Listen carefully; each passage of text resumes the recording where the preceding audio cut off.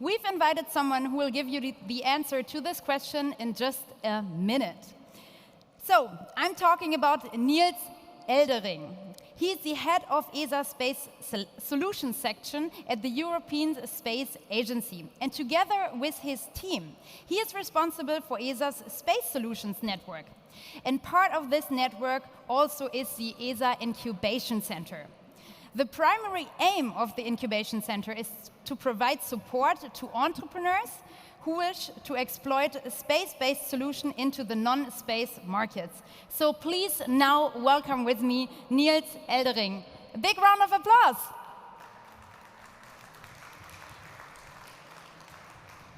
Yes, hello and thank you.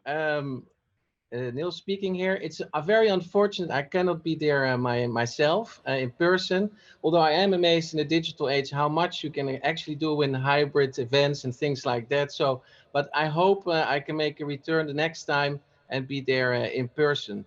Yeah, I'm going to tell you a little bit about our experiences as the European Space Agency with startups and how we see also the new space, particularly with startups.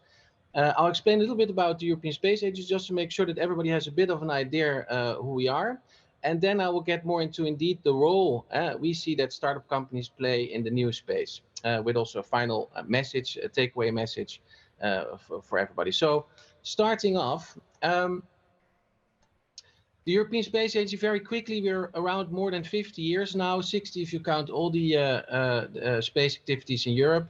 We're a convention of multiple member states, and the main mission we basically have is to really shape the development of Europe's space capability and to really ensure that the investments we make, also where Thomas Jazombach is talking about, is really ending up for the benefit of the European citizens and the citizens of the world, right?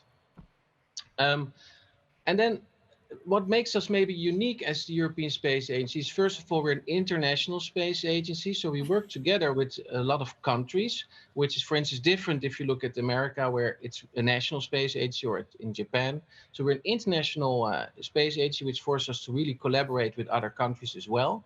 And the other thing is that we cover all elements of space. So we're not only focused on, for instance, the science part or the space transportation part, but we're also covering telecommunications, technology, Earth observation, exploration, human spaceflight, and that puts my section in a very specific center field.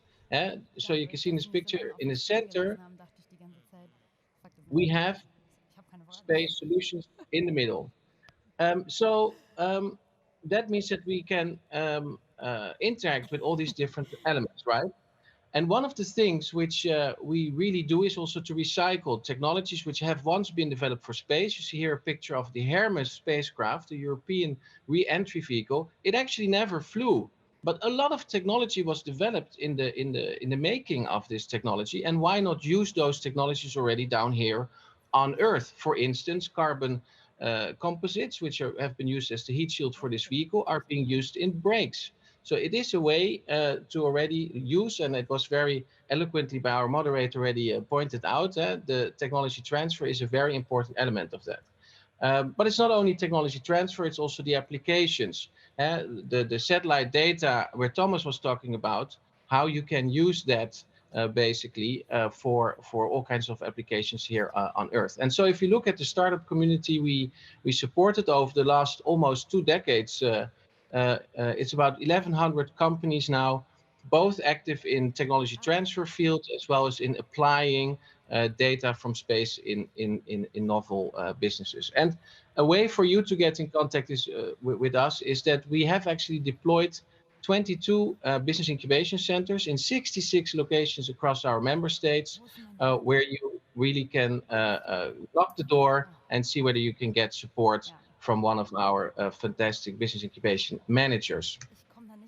So I'm moving on to really the topic of today, right? You can of course look at our service offer in terms of business incubation on the web, and I would definitely recommend you to do that. But So why does ESA work with startup companies? Why do we believe that startup companies is so important in our mission to shape European space development, and also to ensure that those investments end up into our economy and into our society? So maybe when you think about a space company, indeed, as mentioned before, people immediately think of rockets and astronauts. And this looks like a typical space company. A high-tech CubeSat there with people in clean room suits. Yeah, that's a real space company. But in my world, in my everyday world, a space company looks more like this. Yeah, it's somebody working outside in the field, in this case, a farmer. And that's a space company because this entrepreneur is using location-based services and Earth observation data to maximize his crop yields. And for me, this is the new space company too. And so I would like to focus in my presentation, namely on those kind of new space companies, the space companies we already have in our economy and society every day, and which we keep supporting every day.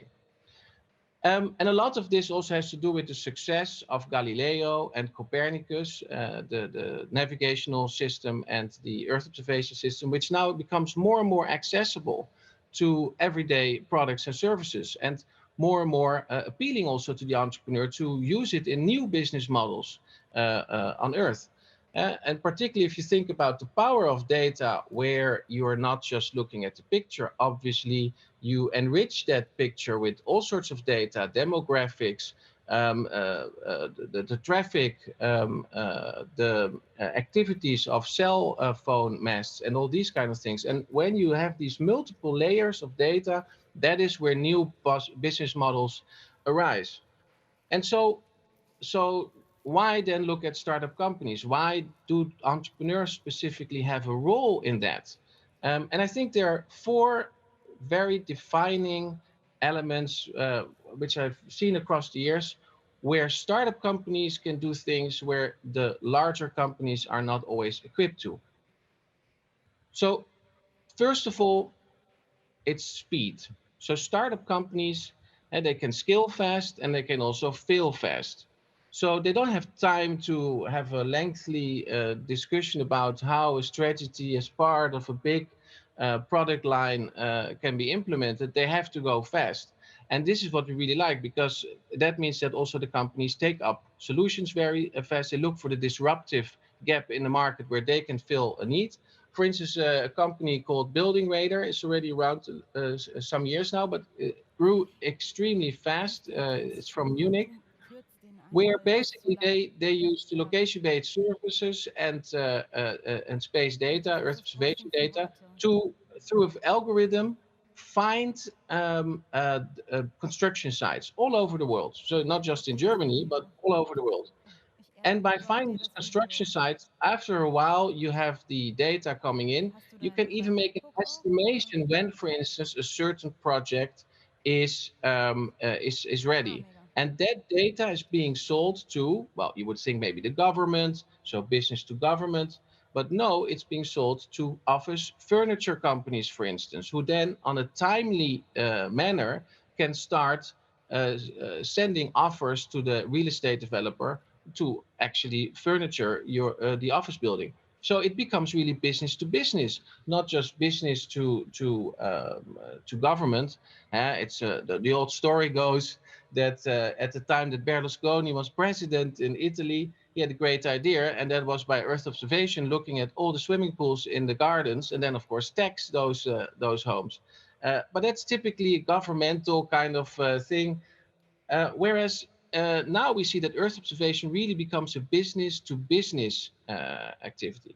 So that's very nice. The second defining element where startup companies play a very important role in bringing space solutions down in our economy is the way they can adapt. So startup companies are extremely, and particularly entrepreneurs, are very adaptable, right?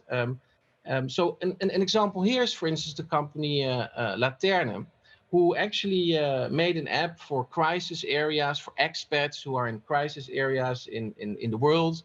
And they could share then, based on location, dangerous places, places you would you should not go at the moment because there's a big protest going on or there's a big crisis going on. And it's a very nice idea, I think, for expats in a space they don't know yet. But of course, then COVID hit, the pandemic hit. And so the startup company had to pivot. And basically, they said, wait a minute, the crisis area is now here in Europe. So can we use that idea to then better manage, for instance, queues at shops, so that people are queuing up because of COVID measures? You need to have, of course, distance. And so you would, in the beginning, you had a lot of problems with people standing in queues at the supermarket or the construction malls whatsoever. And their app actually helps the community to then say, well, I'm not going to this store now because the queue is very long. I'm going to another one. So again, it's how you how you interpret positioning data with basically the crowd, people helping each other out. The third element, I would say, is the third element is ownership. So ownership is also something very important. I'm pretty sure Slim can relate to that. That it's really your company. If you work for a big company, yeah, you don't really own anything. The company owns everything. If you have a startup, it's a little bit different. You are in control. You have the ownership. And in the case of one of our older startup companies, our alums, the company AppJobber, had done this very well, this ownership, because basically the entrepreneur creates the platform where people could log in and through microtransactions could do little tasks, little jobs. For instance, can you check whether that crossroad is still valid, or whether that roundabout is still a roundabout and not a normal crossing? But also, for instance, where the how do you say that in English? The commercials are being put on the bus stops or wherever. And for product placement companies, it's important to know that that actually is placed in the right positioning. And so, for instance, that you have the commercials on Gillette shaving really in front of the football stadium, for instance. And to check that, you mobilize a crowd, which for a small amount can check that information and confirm that the product placement has been done properly. And so AppJobber is basically the platform which allows for these kind of crowdsourcing, crowd mobilizing the crowd to provide data on top of Earth observation and navigational positioning data. And basically, this company owns now a very valuable asset, which is a crowd of people who are going around in the country solving these questions.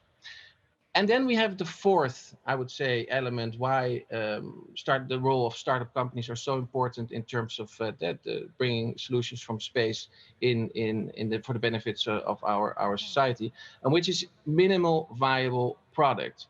So you're not going to wait until you have the product, the perfect end product. You already start to test with the market. You already start to sell and make the prototype, and maybe it's not, and it should not be the end product already.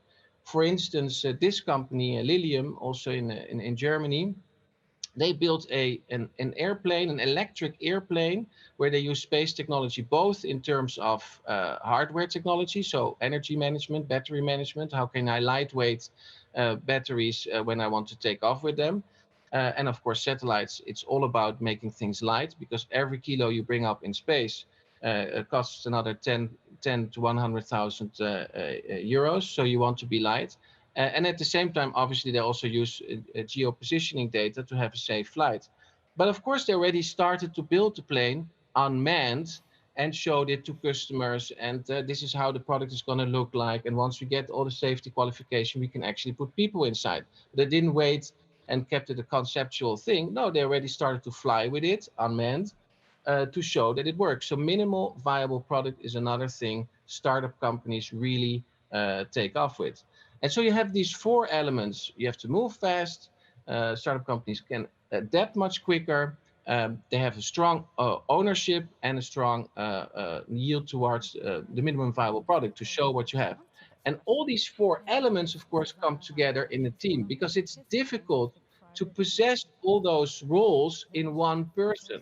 So it's important you build a team. And that comes to the point of inclusiveness, something also Thomas eloquently mentioned in terms of the astronauts in space. You want to have the diversity in that, and you want to have inclusiveness. You want to have different people coming together. Also, if you look at an International Space Station, you have different types of astronauts which fill different roles and also have different characteristics, because the team is only so strong when you have that diversity built in.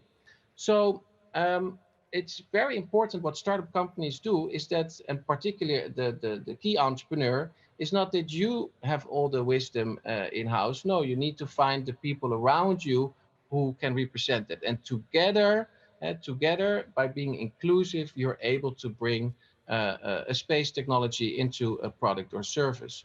And I cannot stress this more, because if I look in the community, the diversity of entrepreneurs, people who really make it happen from all ages, from all backgrounds, technical, business-wise, that is really what makes up the possibility to transfer space into earthly products, and also the other way around. This company is a Dutch company, Hyber, building CubeSats, and also going up into space.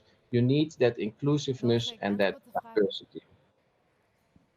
So this concludes already my presentation, and yeah, if there are any questions, of course, I'm here, and I'm ready for them to answer. Thank you so much, Niels, for being with us today. Thank you very much for your keynote. It was really interesting, and actually some of the companies I did not know yet. So thanks so much for being with us today. Thank you. It's a pleasure.